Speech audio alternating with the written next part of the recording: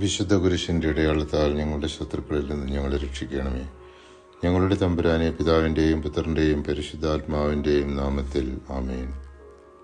കർത്താവിൻ്റെ ദിനം ആഗതമായിരിക്കുന്നുവെന്നും തിന്മകളിൽ നിന്നകന്ന് നന്മയെ മാത്രം സ്നേഹിച്ചാൽ നമുക്ക് നിത്യജീവൻ ഉറപ്പാണെന്ന് വ്യക്തമാക്കുന്ന വേദഭാഗമാണ് ആമോസ് പ്രവാചകന്റെ പുസ്തകം 5-ാം അധ്യായം 12 മുതൽ 15 വരെയുള്ള തിരുവചനങ്ങൾ. നിങ്ങളുടെ അതിക്രമങ്ങൾ എത്രയെന്നും നിങ്ങളുടെ പാപങ്ങൾ എത്ര ഗൗരവമേറിയതെന്നും എനിക്കറിയാം. നിങ്ങൾ നീതിമാന്മാരെ പീഡിപ്പിക്കുകയും കോഴ വാങ്ങുകയും നിരാലംബർക്ക് നീതി നിഷേധിക്കുകയും ചെയ്യുന്നു. ഇക്കാലത്ത് വിവേകി മൗനം പാലിക്കുന്നു.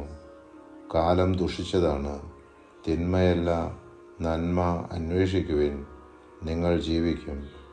നിങ്ങൾ പറയുന്നത് പോലെ അപ്പോൾ സൈന്യങ്ങളുടെ ദൈവമായ കർത്താവ് നിങ്ങളോടുകൂടെ ഉണ്ടായിരിക്കും.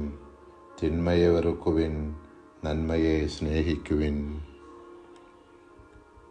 നമ്മുടെ പാപാവസ്ഥകളാൽ ഉണ്ടായിക്കൊണ്ടിരിക്കുന്ന ദൈവകോപം ശമിപ്പിക്കുന്നതിന് നമ്മുടെ കർത്താവിൻ്റെ പാടുപീടുകളെക്കുറിച്ച് നമുക്ക് ധ്യാനിക്കാം.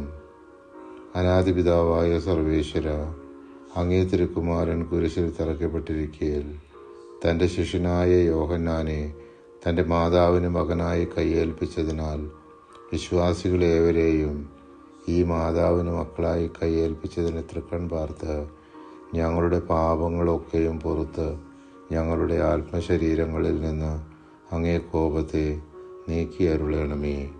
ആമേൻ.